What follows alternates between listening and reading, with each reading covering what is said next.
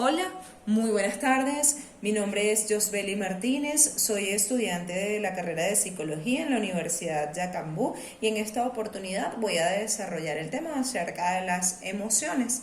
Vamos a hablar acerca de los conceptos de las emociones, las características, sus funciones, los tipos de emociones y vamos a diferenciar los conceptos entre emoción, sentimientos, estados de ánimo, entre otros. Vamos a comenzar hablando acerca de las emociones.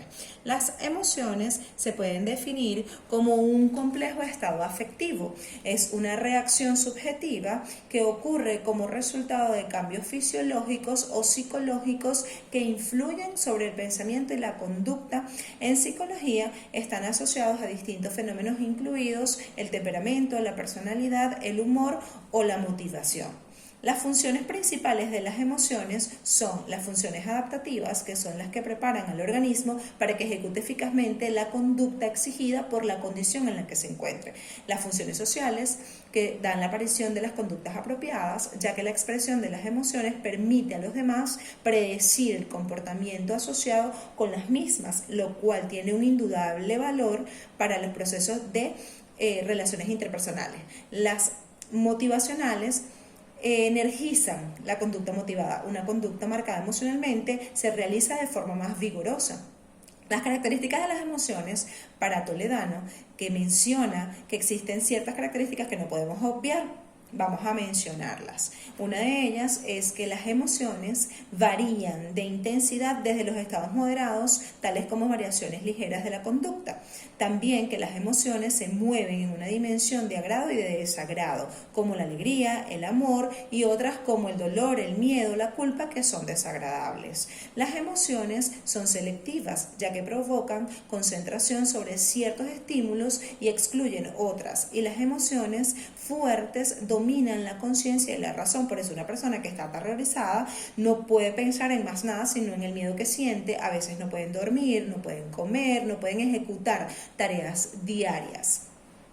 Vamos a hablar también acerca de las bases neurofisiológicas de las emociones. Las bases neurofisiológicas de las emociones implican el sistema nervioso por completo, pero hay dos partes del sistema nervioso que son especialmente importantes. El sistema límbico, que es donde se encuentra el hipocampo, el hipotálamo y la amígdala.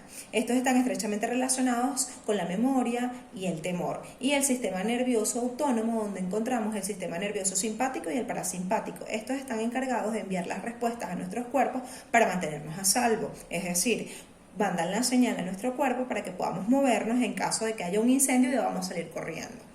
Las emociones también están divididas en dos tipos de emociones. Tenemos las emociones positivas y las emociones negativas. Las emociones positivas son emociones agradables como la alegría, la dicha, la sorpresa, el orgullo, el interés, la satisfacción, el amor, el compromiso, el cariño, entre otras. Y las emociones negativas, por su parte, son aquellas emociones desagradables que se experimentan cuando se bloquea una meta, cuando se produce una amenaza, cuando sucede una pérdida. Y las emociones que se sienten se definen como ira, celos, hostilidad, enfado, desprecio, tristeza, angustia, miedo, vergüenza, culpa, agonía, dolor, soledad, mucho miedo, horror, preocupación, entre otras. Existen ciertas diferencias entre las emociones, los sentimientos y los estados de ánimo. Comúnmente tendemos a nombrarlos de igual manera, sin embargo, ellos tienen diferencias notorias. Las emociones son algo más instintivo y automático, que llegan a generarse sin hacer conciencia de la situación. Simplemente aparecen como una respuesta y la podemos experimentar de manera intensa. Mientras que los sentimientos dejan de ser instintivos y pasan por una especie de filtro mental en donde podemos pensar de manera más racional cómo valoramos y evaluamos la experiencia. Las emociones tienen un periodo corto de duración, sin embargo los sentimientos pueden prolongarse en el tiempo que nosotros deseamos, incluso pueden llegar a ser para toda la vida.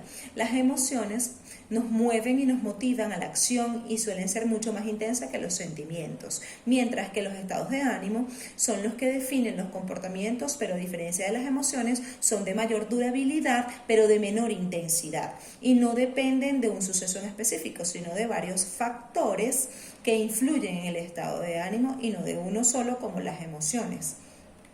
También vamos a hablar acerca de los componentes de las emociones. De acuerdo con la Enciclopedia General de la Educación, las emociones tienen 3 componentes básicos: los experienciales o subjetivos, que es donde se encuentran los sentimientos, que la experiencia subjetiva emocional es la que da el nombre y la clasificación a las emociones, las que conocemos como tristeza, la alegría, el miedo, el disgusto, la ira, entre otros ya mencionados.